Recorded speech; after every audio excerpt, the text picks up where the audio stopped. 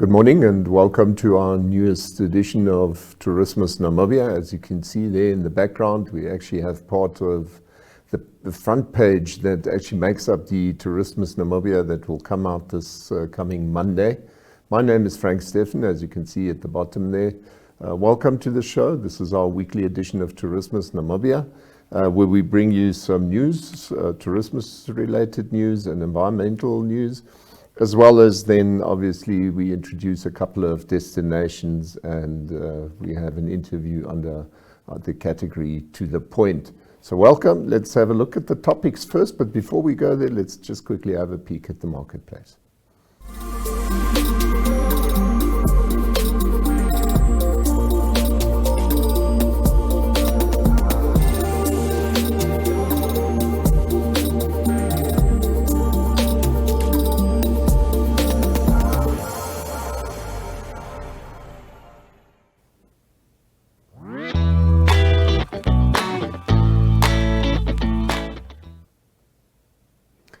Topics, yeah, welcome back. As normal, we would always prefer to only bring you good news, but really this week was one where we had bad news.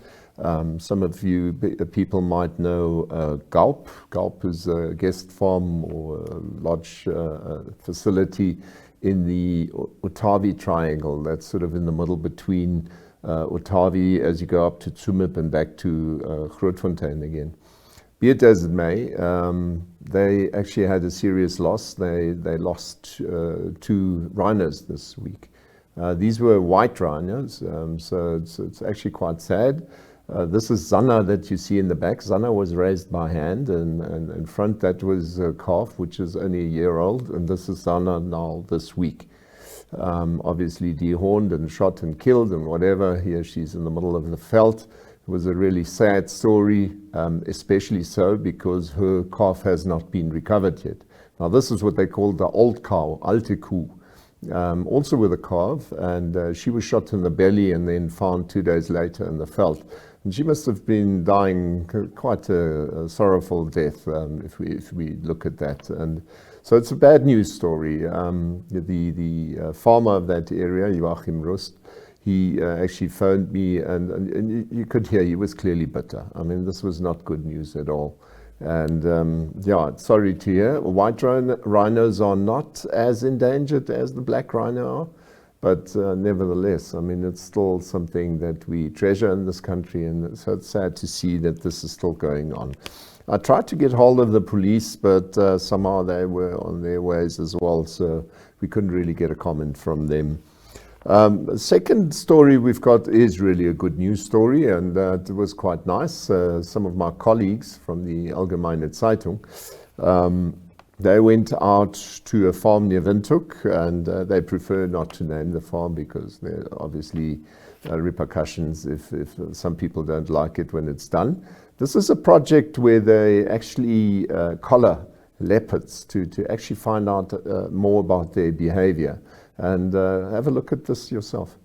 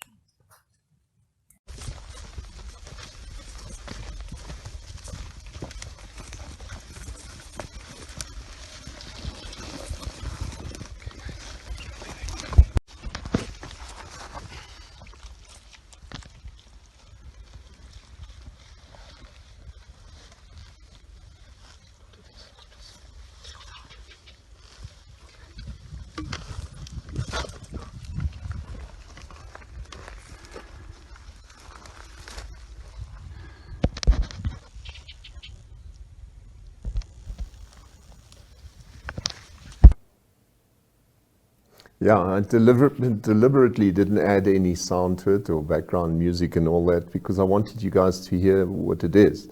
And part of the theory is while they're studying these animals is they want to find out whether the feeding habits are really what we always believe them to be, because there seems to be this new theory that leopards are actually not only hunting to feed themselves, but they actually apparently share their whatever prey they've found. And so this is part of it, because we obviously hear the roar when these veterinarians approach the animal. But then later on, you also hear the background noise where its partner was actually calling for it. So there seems to be a much deeper relationship between female and male, and possibly even a couple of females that seem to hunt together or roam in the same area. So it could be that they actually upset the whole theory about what a leopard does and does not do. Anyway, it's interesting because the whole thing is with the inclusion of the farmer. In other words, they get the feedback, so they know exactly what's going on their farm. And in the meantime, we try and follow these animals and understand them better than we've done before. So I think it's quite a nice little project, that. And then the other thing that we've got up next is look at these animals here. These were cattle crossing the Kavango. And Kenya Kambove, who's my colleague up in Rundu, he took that photo and he actually wrote to me and said, cattle from Kavango West region were spotted crossing the Okavango River into Namibia after spending the day on the Angolan side of the river for greener pastures. They were spotted in the weekend arriving at Zinzogoro village in Namibia. However, despite the nice scenery, local cattle grazing in a foreign country is not advised, as these cattle might pick up diseases and infect local livestock. Now, this is obviously all to do with foot and mouth disease and all that sort of thing. But I think the interesting part, and the reason why I thought we should actually show it, the same thing that you see here where the animals are crossing possibly crocodile-infested areas back into Namibia simply to follow greener pastures, that same phenomena you also see at the Chobe. And so you've got animals passing over to the other side, to and fro. The same with game and whatever you've got. And it just adds to this whole principle that I brought the previous week, where I said it is just impossible for us to have somebody, be it the Botswana Defence Force or Namibian Defence Force, challenge tourists with cocked guns and telling them to go back to and fro if we are really just talking of a couple of meters of water where nobody's really sure where he or she finds themselves. Because it depends really on what sort of, do you have a Garmin instrument that shows you 100% where you are, or do you make use of maps on your cell phone, which might show that there's a deviance of 50 meters or so. So I think it's quite important to understand that these borders that we've got up there are not fixed borders in terms of you seeing, here's the fence, I can't go beyond that. So that was just another angle to it. Then obviously in this week we also had a couple of demonstrations. The normal thing being one of them is that Recon Africa, with its oil exploration going up in the north, they were obviously targeted by a couple of demos in Namibia once again. But those were our topics for today. Up next, we've got destinations.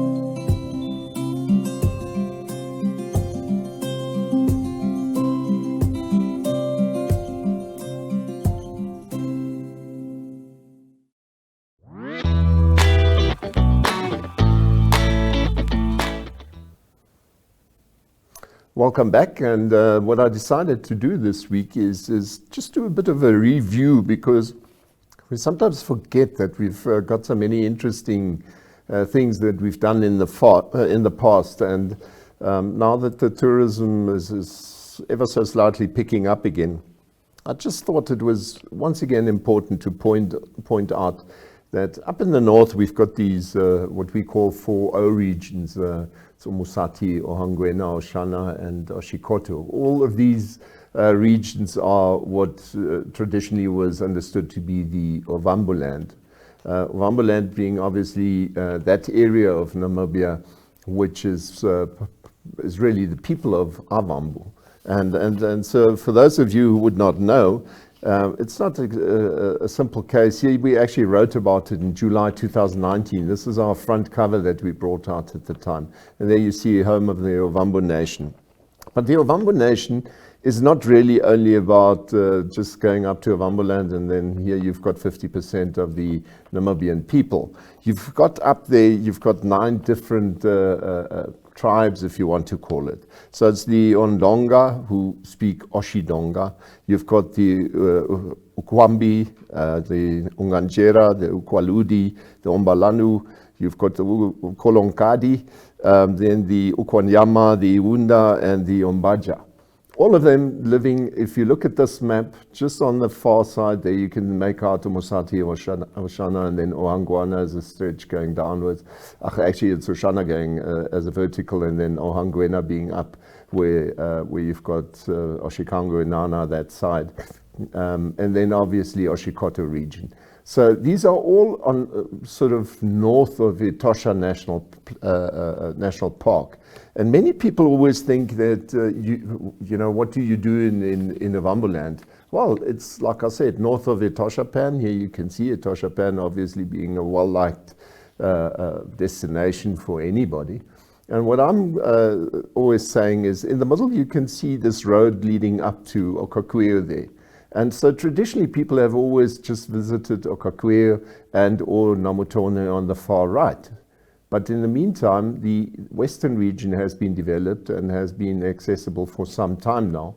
So my argument is simply that you've got these bigger towns leading up to Etosha, being Tsumeb-Ndangwa and Oshakati as you approach from the eastern side. But then you can also do it from the west. So you can take Uchu and go right up to Etosha, or you can actually turn further west from Uchu and go towards Kamanyap, turn up and go up the road to Ruacana. So Etosha is accessible from various regions, and if you were to take the road from Kamanyap up to Ruacana, then you would obviously later on pass, or you would get to the Galton Gate, and then you would access Etosha from the west going towards the east, which you can clearly see on here. Now, why am I telling you all of this? I always feel that one can clearly have a look at Ovamboland, and my older argument is, if people go to Kenya to get to know the Maasai, why don't they come to our own country and get to learn the Avambo, or the Oshivambo people, Oshivambo speaking people? So if we look at those pictures that we've got there, clearly if you go to Etosha, you've got all these various animals. Okay, so this is why we love Etosha. We see these wildebeest, and we see zebra, and in this case also the giraffe. So there's always good photo opportunities up there. Obviously, this is what most people would love to see. I mean, a lion is just something special. And but then also obviously lots of springbok to be seen up there, and game is not an issue. This guy seems to have quite a ball. So this is really Etosha, and that's why we go up there. Leopard is not something that you'll see every day there, but clearly it can be seen. And so I say from Etosha you go up to Tsandi, for example. This is where Nkulumbashe is. This is the site where the original struggle actually began on 26 August 1966.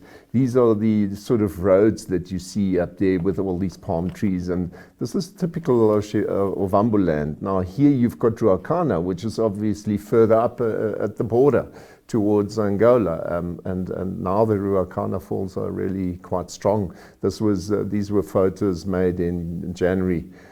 This was a bit before that. It was a photo I took when I spent a night at the hippo pools just below the Ruacana. And this is near Itunda. This is where the canal takes water from Ruacana right down to Olushanya Dam here, which you see here, and beyond, supplying water to Oshakati, Ondangwa, and those areas. Here you've got Ondangwa Market. So clearly people are there. And they're friendly. It's not an issue if you go there. I've been there. This is at Ongwediva, so this is where people trade food and they get to know each other and talk. From there, going up to Oshikango, going up to Inanna. This is the Inanna shrine for the struggle people involved. This is actually an open market. Now, I know many people will argue, yes, but I don't want to go there. You don't need to go there, but you might go there. You might get to know a couple of people, and they're all friendly. And they're more than happy to have you. These are actually camping sites which I found not far from Inanna. So, and from Inanna I went over to Mpungu. Mpungu being on the road to Nkurunkuru and then on to Rundu. But I then turned down towards Tsinsabis at the time. And here I found these guys actually busy building a new hut. This is Tsinsabis itself. There's a visitor center there. And so there's lots to be seen. I mean, this is not something that you see all over the world. I mean, this is something new. This is how they transport their water. This is the general road from Tsinsabis to Tsumeb. So it's in a good condition, and these were the typical villages I found along the way. And so from Tsinsabis you can clearly go back to Tsumeb, but you can also decide to actually turn westwards again at Tsinsabis and follow the veterinarian cordon fence right over to Oshivelo, and then turn back down to Etosha. But you don't even need to go that far, because I've basically taken the far route up right to the top and go further to the right to Nkurunkuru and back, or not Nkurunkuru but Mpungu, and then I turned back. But the point that I'm making is anywhere in between you can decide to have a different route. So whether you turn off early and go towards Okahau and Sandi, or you go right up to Ruakana and then turn right and go past the Olushanya Dam that I showed you just now, or you go, you stay on the top road and go Okalongo and Oshikango from there right over to Nkuru. It's really up to you. And I mean, once you carry on to Rundu, you might as well carry on to the Caprivi. But the point that I'm making, within that green area that I've indicated there, you can have any combination of trips to Grootfontein, Tsumeb, Otavi, all these places that we've already previously described to you, with all those lodges and places. And so my argument is combine Ovamboland with a trip to Etosha, and then get to see places that are totally different. I mean, my argument is always that if you go from Namutoni up to the Andoni place, that's on the north, almost top north area of the pan itself.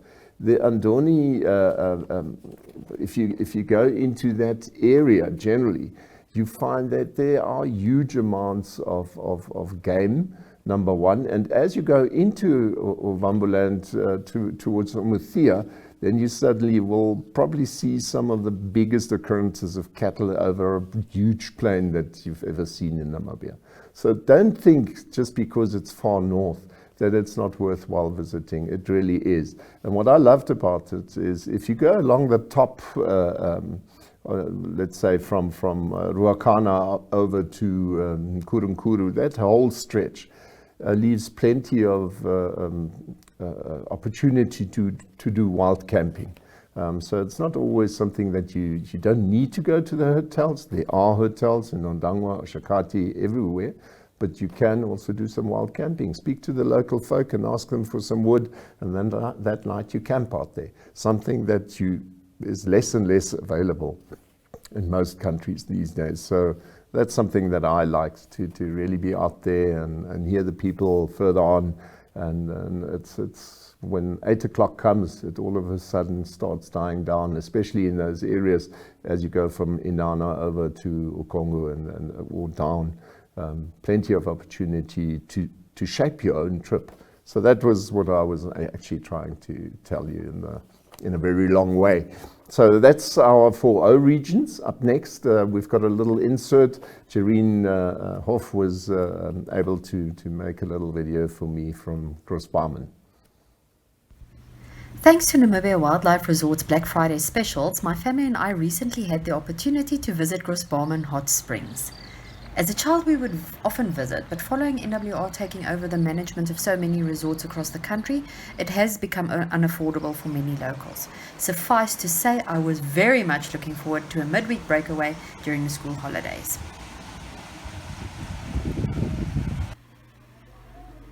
The restaurant features a small selection of meals with a menu that changes daily. Unfortunately, the kiosk was not open while we were visiting. In terms of accommodation, the resort features premier, bush, family and self-catering chalets, along with several campsites and a picnic spot that is well maintained. The extensive conference facilities are suited for team building, weddings, special occasions, and can cater for a few hundred guests at a time. However, given the current situation though, things are very quiet.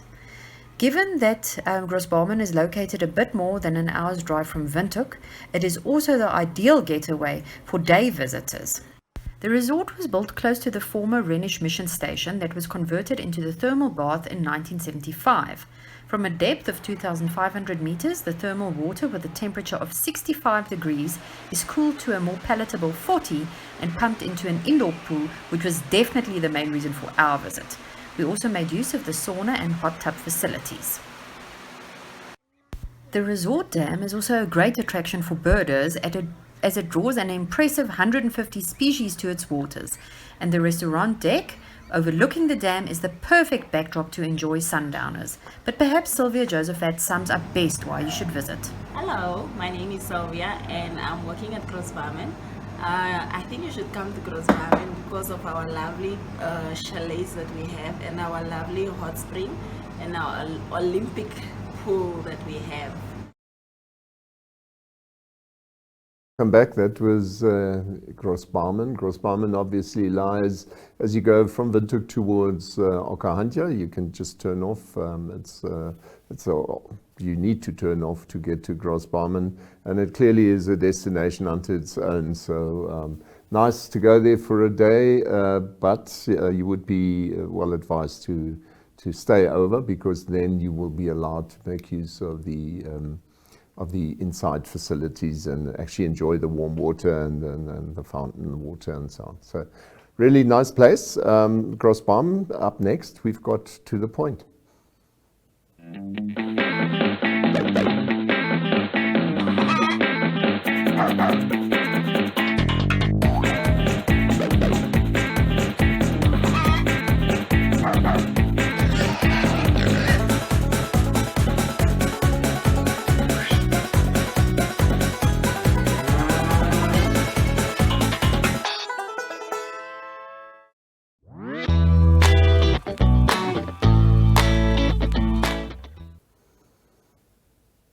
Welcome back. Last week we had that talk to Dr. Rudy van Vuren of Kaokoveld, and clearly we got to understand better how he approaches the fact that he needs to help out with lions who are really having a hard time in the far northwest. And just to sort of get some more context to the story, I actually then contacted Izak Smit. And Izak Smit is the person who's involved. Inky Mante, many people will know of her more. They are all involved in DeLHRA. This is the Desert Adapted Lion Human Resource Center. Not really a resource center, it's all about the conflict between desert lions and humans up there. And Izak spoke to me, and we had quite an interesting talk, which was nice because he had just returned from assessing what really the situation is up there at the moment. So have a look at the interview. Welcome back. We are now at the interesting part of today's show. On the line, I've got none other than Mr. Izak Smit, and he's part of DeLHRA. Those of you would know it. Those are the guys up in the northwest who are looking after our desert adapted lions. Izak, are you there? Yes, hi, Frank, and hello to your listeners. Yeah, thank you for making time. It was a bit of a mission for you because you're obviously running around at the moment. You're catching me clean. We just came back and cleaned up and busy catching up, so good timing there. Okay, good stuff. But tell us more. I mean, this is obviously a very sad time for the lions up there. Last week, as I mentioned to you, we had Dr. Rudy van Vuren who told us about the lions he was able to accommodate. But I mean, there's more to it. There's a bigger story behind it. So I would give you the floor. Yeah, thank you, Frank. Yeah, just a short background on DeLHRA. That's short for Desert Lions Human Relations Aid. We were approached by the communities in the conservancies years ago to assist with the human-lion conflict that's prevalent in their areas. And at that time, the night attacks were the biggest problem, and we then provided them with material to fortify their kraals, because they normally didn't use their kraals in the past because they were just too dilapidated and flimsy. So we provided them with shade cloth to drape and cover these kraals with lights and then firecrackers, torches, in order to curb these night attacks, and that actually worked wonders. Then, of course, the drought came, and as we all know, it was a prolonged drought, and this had the effect that the conflict actually was exacerbated, and the frequency, it became more frequent. Yeah. As the prey density diminished in the home ranges of these lions, they then opted to raid the villages for whatever was available. Yeah. Now, what actually added insult to injury now is the good news of the first rains that saw what was left of the game, the few last remnants, also dispersing and migrating to follow the first rainfall in order to take advantage of the growth on the plains. Yeah. Now, the problem here is that towards the end of the drought, the lions were already literally eating into their reserves. We are of the opinion that there was overutilization, overstating of populations that resulted in, unsustainable quotas for utilization.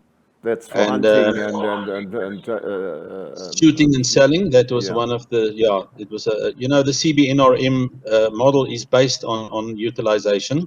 exactly. But then something went wrong, and the numbers dwindled, and it was reviewed, and there was a moratorium placed on this utilization and hunting because of this. Unfortunately, you can't put toothpaste back into the tube. It was a little too late, and what then transpired was the lions actually now started to predate on those that were supposed to be core herds uh, that you need to repopulate after the dry spell. Yeah, When the rains finally arrive, yeah, the populations need to bounce back, and for that you need core herds. yeah. But since the prey density was so low, obviously the lions utilized this, and now with the first rains, they followed the rains, and many of the home ranges, especially in the Hua Valley, was now totally devoid, practically, of prey species. So And this they're really resulted in in deep lions. trouble now. Yeah, now they came to the villages as of late. It's a new tendency, and to catch even chickens. Wow. This Ugap lion 2-3 weeks ago caught 44 chickens at the SRT Unreal. camp, and even dogs and whatever they can lay their hands on to sustain themselves. Yeah. So that obviously became a problem, and to a point where I see you've got that lion in the background. That is a lion, I think, if I'm not mistaken, the one that visited the Bakonja kraals north of Exactly. Palmbach. Yeah, yeah. And she was totally emaciated and on her last bits of strength. She could really not even react with the people around her. Exactly. And that is what we saw on our last trip. So these animals are now at their end, really. I mean, and my biggest problem is at the moment, there are obviously critical voices about the fact that lions were now given to Ankuse to look after. But I mean, at the end of the day, they were simply loaned to them, or for that matter, Rudy van Vuren is really just helping the situation out. But he can obviously not accommodate 100 lions, and we really want these lions to continue existing as desert-adapted animals. So what is the solution? Yes, our mission now was to go and assess the severity of the problem. And thankfully, it's not everywhere. Like in areas of like Palmbach, we saw lions that are coping well. The Huap and Valley was the worst stricken. And then also in the Hunkap, in the Palmbach concession up Yeah, north, we also found a female. We reported that with photos. Um, the thing is, like you rightly say, it's a natural problem, so it needs a natural cure. You can simply not translocate all of them. That comes with a whole new set of problems. They can yeah, desensitize, they can get imprinted through by interaction with humans, and that makes it impossible to rewild them. And then they need to be taken back to their original habitat. You exactly. cannot just translocate any lion to any place, because that's where they grew up and that's what they know, and that's where they are comfortable with how and where to hunt and to get prey and so on.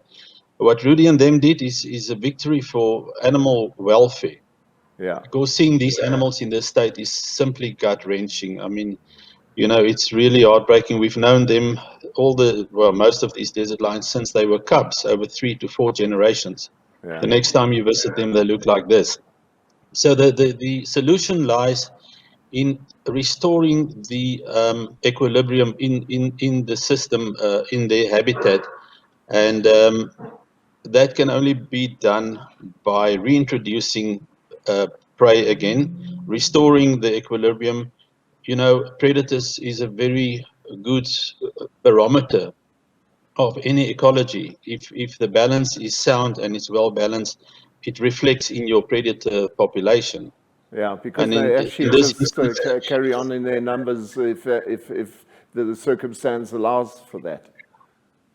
correct. They will nature will fall them in bad times. That does happen, the so-called boom and bust cycles that you get with Exactly. the good rain, 7 good years, 7 bad years, that type of thing. The nature finds a balance in itself. In this instance, that balance, we believe, it's our opinion, was disturbed by overutilization, and that we hope a lesson was learned, and that for future reference, this will be observed. And we must remember it's a desert out there. It's not a game farm.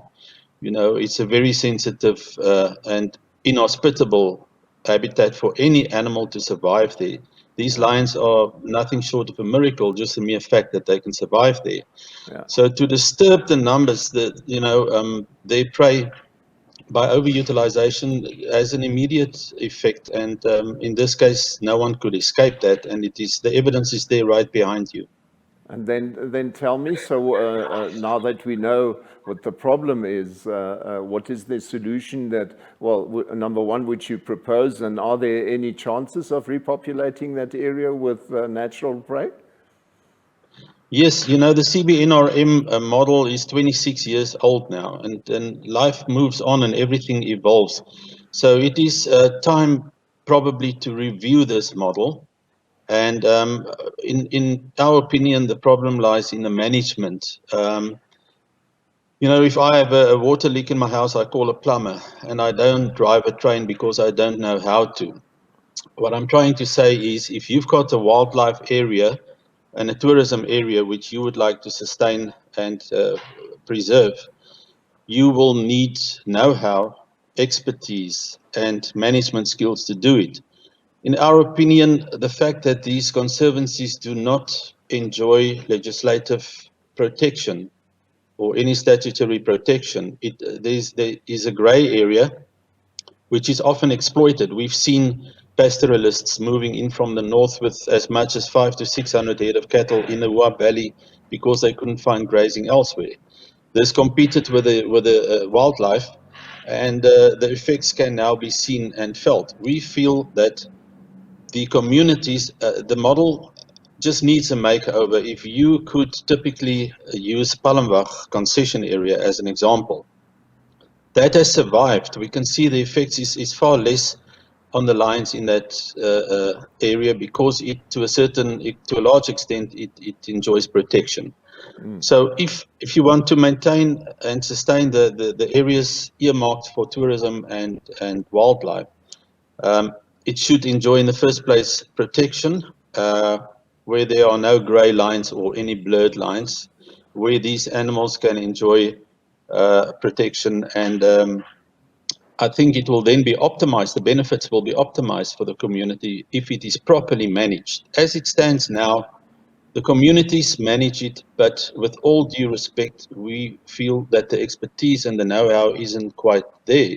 It would probably be better, again, to use Palmbach as an example, to copy a similar model, because Palmbach is a success story, and the communities are enjoying the maximum benefits as it is being optimized. But those areas under the management of the conservancies itself are simply failing in our view. So Simply it because needs to they don't be have the know-how. reviewed.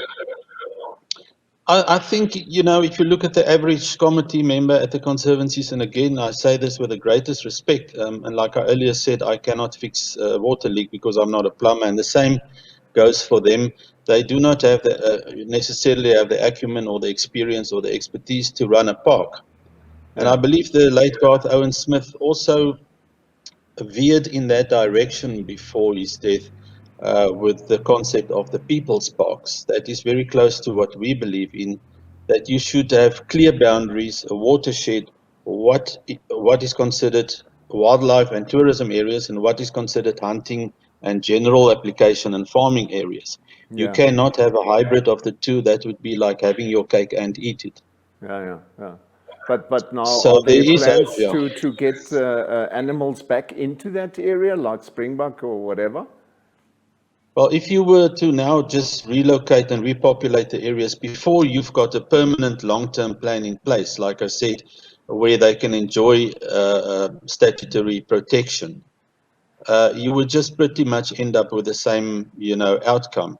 Yeah. So before you repopulate the area, you will look at things like strategic water holes, the carrying Okay. capacity, grazing, where did it rain, where did it not rain, bushmeat poaching, for instance, or actually, again, in the case of Palmbach, the concession holder, in this case it's Gondwana, they are the custodians of that area, and they do the anti-poaching. They do all of the maintenance of waterholes, etc., and so forth. And it's a no-go area for the local farmers, and that's why it's a success story. And we just need to copy and paste that on all the other areas, because there are in some areas there is some zoning, but it's very unofficial, and very informal. Most of the conservancies do not even have clear zoning.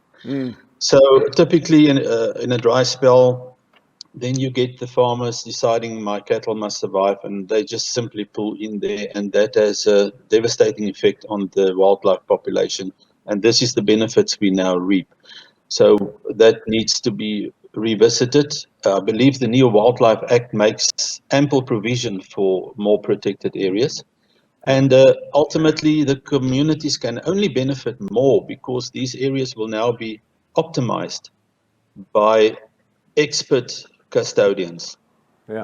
and investors like Gondwana, again, in the case of Palmbach. So, yes, I think we need to go to that drawing board. Okay, but in the meantime, I mean, we're now talking May, so we probably have another at least 6 to 7 months, if not even 9 months of dry period waiting for us, because, I mean, one rain alone won't solve the problem. So for these next, let's say, up to the end of the year, what would you suggest? What is the way forward? How can we make sure that these lines actually make it until then? Yes, there will be no spontaneous rebound, I'm afraid, in most of these areas. If you are not going to repopulate them, it could take at least 2 good rainy cycles, not years, if you were to expect it to rebound, spontaneously. I don't see that happening. We've got things like climate change. It's a reality. We see desertification every time we go to do field work. We see that happening. So traditional farming will also have to be, looked at, and the way the people earn their revenue, that must be diversified. But to answer your question, in the short to medium term, in the areas where there has been rain, and thankfully late in May we had some rain in areas, it started to look very bleak at one stage. Yeah. But in some areas like most of the Wap Valley, it's simply not going to happen. It will be devoid of wildlife for quite a while. But in the areas where we've had some rain, there should be proactive plans made to repopulate from areas with abundance, but you cannot just put any animal in the desert. Yeah. They've got to be hardy and adaptable, because it's a very hostile Yeah, habitat. otherwise they will just pack up their bags and go back to Etosha again. Correct. And it will have to start with the management, and clear lines in the sand will have to be drawn that for the interim, until these areas can be proclaimed as proper protected areas through legislation and being gazetted as such. You could, through management, define them as such in the interim, and then deploy your plans, like servicing the old and building new strategic waterholes in the areas where grazing is available, and then reintroducing, repopulating game. That would bring some relief, definitely, in the short to medium term, until over time you can implement the long-term plan of really getting these protected areas where they should be. Declared and then properly constituted, so that you can finally look after something that we've all started to enjoy as a natural wonder, really, for Namibia, and which is now so very certainly endangered. And is, 100 animals, they disappear fast. We were worried about 100 wild horses. Why shouldn't we be worried about 100 desert adapted lion? I think we need to act fast in that respect. Correct, Anyway. and it's totally underexploited. The area between the Ugap and the Huap, for instance, is free for all. All self-drives can do what they want, go there where they want. It doesn't generate any revenue for the local communities. Imagine having that proclaimed as Palmbach, where you pay to go in.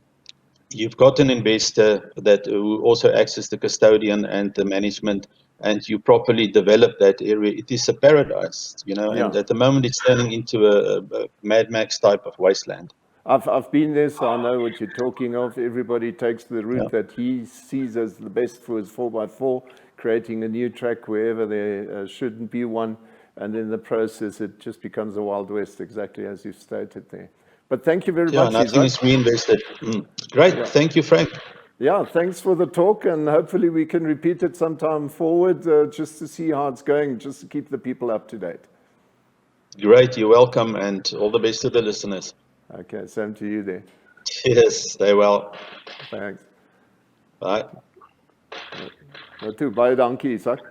Right, and that was Izak Smit, obviously a serious story. It was heartening to hear that not all the lines are in trouble, but what did concern me a bit is that there's no fast solution. This is not a case of just tripping a switch and then suddenly we've got these lines in order again.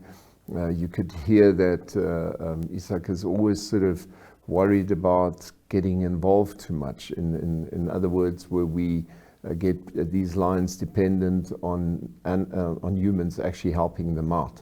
So he's approaching this in a very mature manner, but unfortunately it means that for some of us who would prefer to actually rush in there and just bring some meat there and make sure that these animals are getting better, he says you've first got to get the system right. Otherwise, all of that will be in vain. So, let's hope and pray that there is a solution that the Ministry of Environment and Forestry and Tourism can help out as fast as possible. I know that all of them have indicated that MEFT is more than willing to find a solution. So let's hope that this all goes well at the end of the day. Because desert lines are important to us.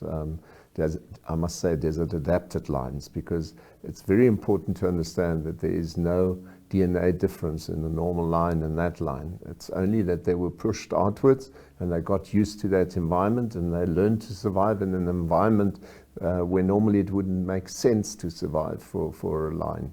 So let's hope they get that sorted. That was it for this week. I hope you enjoyed the show, and I hope I was able to tease you into looking at the opportunity of going to the 4 O-Regions, have a holiday that you combine in a smarter way, and in that way maybe spend 3 or 4 days, even 5 days up in Novemberland and get to know the people, understand how they all tick.